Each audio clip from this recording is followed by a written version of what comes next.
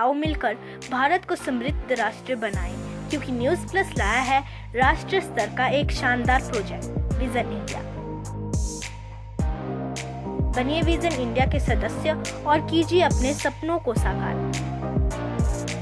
सदस्यता लेने के लिए आज ही संपर्क। कुल्लू में आज लंबित पड़े विकास कार्यों को गति दी गई। प्रदेश सरकार के मंत्री गोविंद ठाकुर ने आज कई कार्यक्रमों के बीच में शिरकत की। मीडिया से रूबरू होते हुए उन्होंने कहा कि जयराम सरकार द्वारा कुल्लू में अनेक कार्य शुरू कर दिए गए थे और जिनका शिलान्यास करना बाकी था, किंतु कोविड के चलते ये शिलान्यास सही तरीके से नहीं हो पाने की वजह से थोड़ा विलंब जरूर हुआ है, किंतु आज बहुत सारे कार्यों को ऑनलाइन तरीके के साथ शिलान्यास किया गया। न्यूज़ प्लस के लिए कुल्लू से दीपिका मल्होत्रा की रिपोर्ट।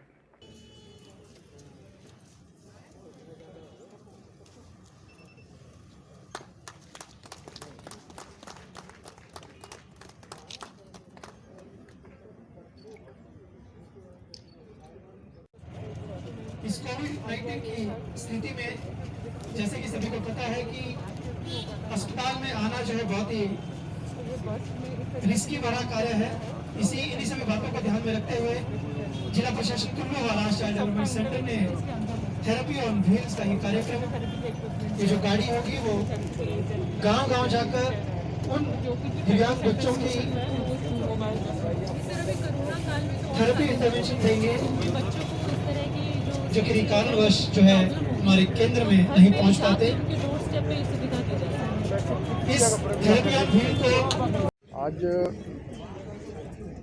कुल्लू जिला के लिए हिमाचल प्रदेश के मुख्यमंत्री श्रीमान जयराम ठाकुर जी के द्वारा कुछ ऐसे विकास कार्य थे जो तैयार हो गए थे और कुछ एक का भी शुभारंभ किया जाना था, तो उनको आज किया गया है। उसके लिए मैं माननीय मुख्यमंत्री का धन्यवाद करता हूँ। और जिसमें जो सबसे महत्वपूर्ण जो भाग रहा वो ये रहा कि जिस प्रकार से कोरोना के मामले बढ़ रहे थे और उसके कारण से कुल्लू जिला में भी हमको लग रहा था कि जो अभी तक हमारे पास कोविड केयर सेंटर के लिए जो जगह थी वो पर्याप्त नहीं थी, क्योंकि मामले बहुत अधिक और तेज़ी से बढ़ने प्रारंभ हुए हैं। और इसलिए हमको भी और सभी को ये लगता था कि भाई कुल्लू ज़िला में जो हमारे मरीज़ हैं इनको ताकि हम ज़िला के अंदर ही यहाँ पर संभाल सकें हैं,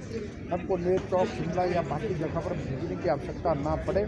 और इसलिए श्री जयराम ठाकुर जी ने और हमारे स्वास्थ्य मंत्री डॉक्टर राजीव सैजल जी ने और उनसे जब चर्चा हुई तो हमने कहा कि जो हमारा एडमिनिस्ट्रेटिव ब्लॉक है कुल्लू अस्पताल का, इसका हम उद्घाटन करके इसको प्रारंभ करेंगे। और जो हमारी दूसरे वाली जो बिल्डिंग है जहाँ पर पहले से ऑफिस ही चल रहे हैं, जो वास्तव में वो यानी कि वहाँ पर बेड लगने हैं, तो वहाँ पर ऑक्सीजन का प्रबंध भी है।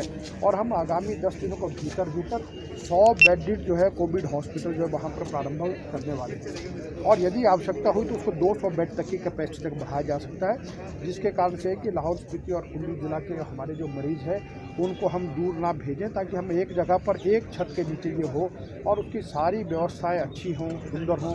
और मैं आप सब पत्रकार मित्रों से निवेदन करता हूँ, जिस तरह कुल्लू में सभी लोगों ने मिलकर के लॉकडाउन के समय में काम किया था और उसी तरह से हम सब मिलकर के सामाजिक संस्थाएं कि भाई ताकि किसी प्रकार से द्वारा कुल्लू हमारा देवी देवताओं की धरती है और यहाँ पर इतना सुंदर तरीके से जहाँ पर मेडिकल स्टाफ के लिए भी देखिए आज माननीय मुख्यमंत्री जी ने कहा है कि हम आउटसोर्स पर कुछ नर्सेज को, कुछ डॉक्टर्स को भर्ती करेंगे, ताकि जो बाकी सब ड्यूटीज़ के लिए कमी ना रहे और वो सारी व्यवस्था भी ठीक प्रकार की हों। तो एक तो ये, और दूसरा ये था कि जहाँ पर हम खड़े हैं अभी अटल सदन जो बना है, तो यहाँ पर श्रद्धेय अटल बिहारी वाजपेयी जी का जितना गहरा नाता हम सबसे रहा है, तो उनकी यादगार में हमने कहा था कि यहाँ पर तो उनकी एक हम प्रतिमा प्रस्थापित करेंगे और उसका फाउंडेशन है तो वो प्रतिमा बन करके तैयार हुई है।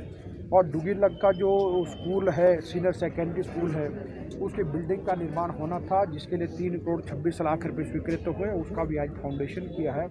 और इसी तरह से जो सब यहाँ का ढालपुर का बन करके तैयार हुआ है। मैं आप सभी के ध्यान में एक बात जरूर लाऊंगा कि देखिए, भारतीय जनता पार्टी की सरकार चाहे प्रदेश में और दिल्ली में, और उसके कारण से यहाँ कुल्लू विधानसभा क्षेत्र का जो कुल्लू जो नगर परिषद है, इसको अटल जो योजना है यानी अमृत योजना जिसको हम कहते हैं, उसके अंतर्गत लाया गया।